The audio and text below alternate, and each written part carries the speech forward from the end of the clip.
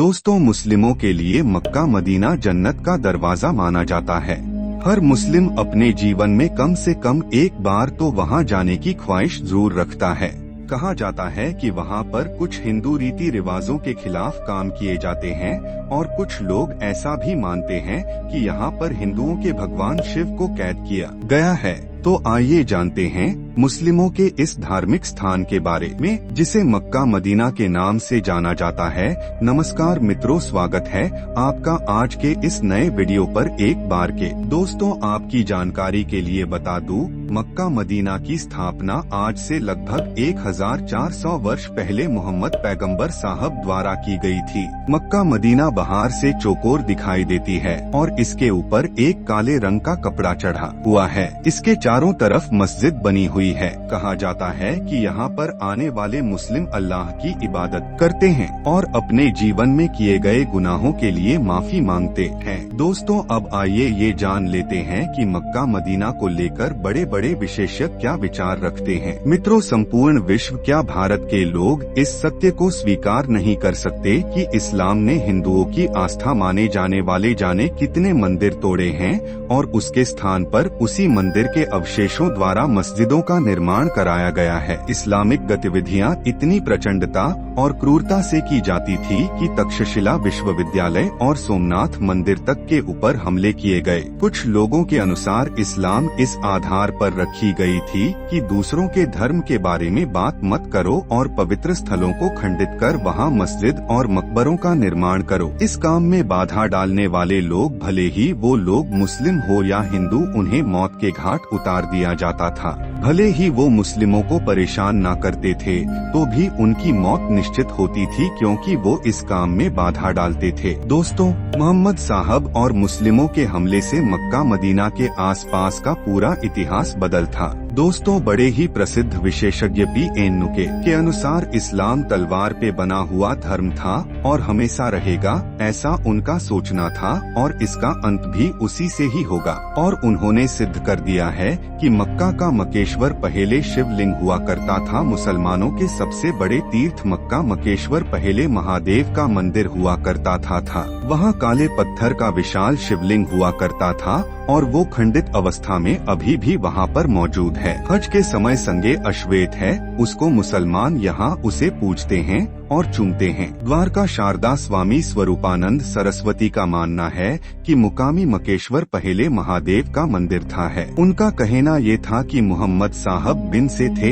इसलिए मोहम्मद साहब मकेश्वर महादेव को मानते थे। एक बार वहाँ लोगों ने बुद्ध की प्रतिमा लगा दी। वे उसके बहुत ही विरोधी थे। माना जाता है कि भारतीय मुल्क के लोग बहुत बड़ी संख्या में यमन में रहा करते थे, जिसके सबूत के तौर पर आज भी शाम और हिंद नामक किले यमन में मौजूद हैं। विद्वानों के अनुसार सऊदी अरब में मक्का में जो काबा है, वहाँ कभी प्राचीन में मुक्तेश्वर नामक एक शिवलिंग था, जिसे बाद में मकेश्वर कहा जाने लगा। मक्का के गेट पर साफ साफ लिखा था कि काफिरों का अंदर जाना गैर कानूनी है। कहा जाता है कि इस बोर्ड को अब उतार दिया गया है और लिख दिया गया है, नॉन मुस्लिम्स का अंदर आना मना है। इसका मतलब यहाँ है कि ईसाई धर्म, हिंदू या बौद्ध धर्म मानने वाले लोग इसके अंदर प्रवेश नहीं कर सकते। मुसलमानों के पैगंबर मोहम्मद एक ऐसे वैधानिक गिरोह का नेतृत्व करते थे जो धर्म और वासना के पुजारी थे। मोहम्मद ने मदीना से मक्का तथा शांति प्रिय मूर्ति पूजकों के ऊपर हमला किया और जबरदस्त नरसंहार किया। मक्का का मदीना से अपना अलग अस्तित्व था, लेकिन मोहम्मद साहब के हमले के बाद मक्का मदीना को एक साथ जोड़कर देखा जाने लगा, जबकि मक्का के लोग जो कि शिव के उपासक माने जाते हैं। मोहम्मद साहब की टोली ने मक्का में स्थापित हुई 360 में से 359 मूर्तियों को नष्ट कर दिया और सिर्फ काला पत्थर को सुरक्षित रखा, जिसे आज भी मुसलमानों द्वारा पूजा जाता है। उसके अलावा अलगोजा, लावा और मन्नत नाम के 3 देवियों को नष्ट करने का आदेश भी मोहम्मद ने दिया और यही वजह है कि आज उन मंदिरों का नामो निशान तक नहीं देखा जा सकता। हिशम इब्न अल-कल्बी के पेज पेज नंबर 25-26 के अनुसार इतिहास में यह किसी हिंदू मंदिर पर सबसे पहला इस्लामिक आतंकवादी हमला था। उस काला पत्थर पर आज भी मुसलमान श्रद्धालु अपना शीश झुकाते हैं। जब किसी हिंदू पूजा के दौरान हिंदू बिना शिला हुआ वस्त्र या धोती पहनते हैं, उसी तरह इस दौरान मुस्लिम भी बिना शिला हुआ कपड़ा पहनते हैं और इस काले पत्थर पर शीश झुकाते हैं। जिस प्रकार हिंदुओं की मान्यता होती है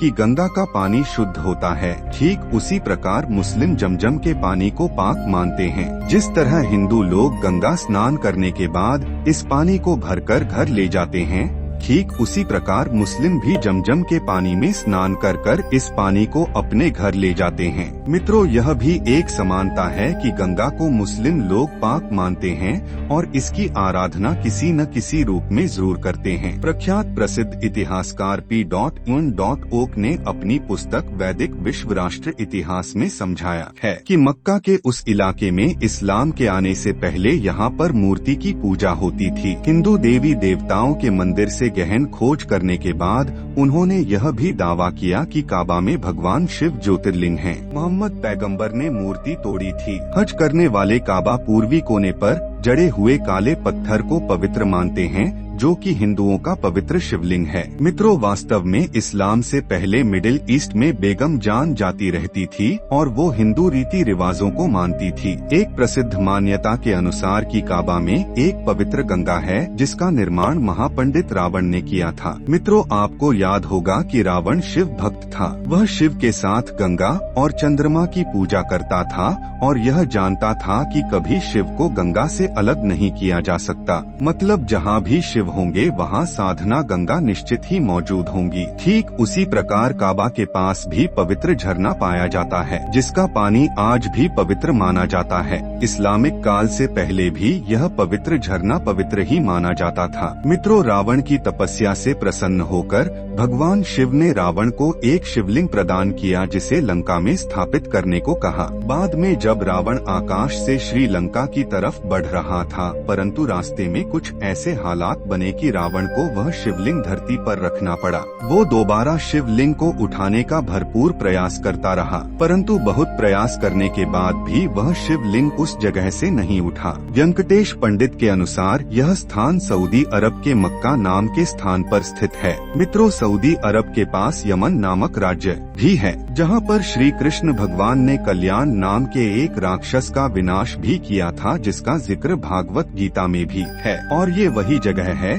जहाँ पर आज मक्का मदीना धार्मिक स्थल बना हुआ है। मित्रों, ये कहानियाँ, ये कथाएं, ये दंत कथाएं पौराणिक हैं। इन बातों में कितनी सच्चाई है या कितना झूठ, ये तो हम नहीं जानते, परंतु हम यह जरूर जानते हैं कि हर धर्म से पहले इंसानियत आती है और इंसानियत वही होती है जो हर धर्म, हर जाति और हर मनुष्य को एक समान समझे। मित्रों, धर्म चाहे कोई भी हो वह सिर्फ सिखाता है तो हमें सिर्फ एक ही बात, वो होती है इंसानियत। तो मित्रों, आज के लिए बस इतना ही। अब हमें इजाजत दें और वीडियो को अंत तक देखने के लिए आपका बहुत बहुत शुक्रिया।